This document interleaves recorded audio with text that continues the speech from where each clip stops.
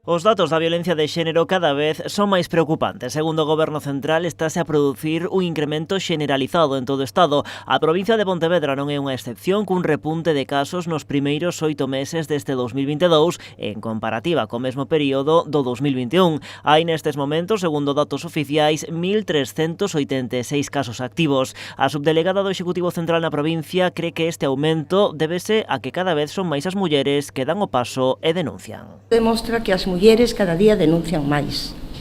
Eso é un dato importante. Dende que eu asumín a subdelegación do Goberno, hubo un incremento de máis de un 35% en estes últimos anos. Eso non é un dato malo. É dicir, non quere dicir que haya máis violencia de xénero. A violencia de xénero sempre existiu. O que tapaba esa violencia de xénero era que as mulleres non denunciaban. Dende o CIM da Mancomunidade do Salnés, Maica Larriba ofreceu tamén o dato da comarca, onde a cifra tamén aumenta. Nos 9 concellos hai nestes intres uns 200 casos. En esta comarca temos uns datos que rexistrados a día de hoxe son 202 casos.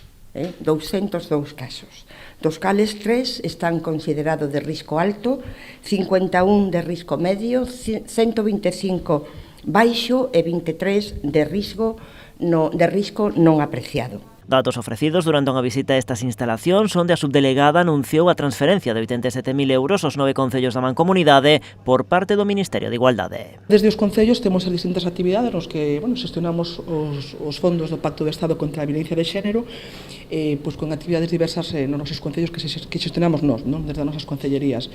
Queremos tamén darlle as gracias ao Goberno do Estado por ese esforzo económico, porque todo o esforzo, cando falamos, é pouco, e no ano 2021 asistimos a máis de 240 mulleres víctimas de todo tipo de violencia, e iso supuxo máis de 1.000 consultas xurídicas, máis de 1.100 consultas psicolóxicas, é dicir que se fai un traballo día a día constante os 365 días do ano. Ademais, a subdelegada do Goberno en Pontevedra aproveitou para lembrar que o Executivo de Pedro Sánchez transferiu a Galicia 4,7 millóns de euros para a posta en marcha de 4 centros de asistencia integral 24 horas para vítimas de violencia de xénero. Pediulle á Xunta que execute canto antes eses fondos porque eses centros, aclarou, teñen que entrar en funcionamento antes de que remate o 2023.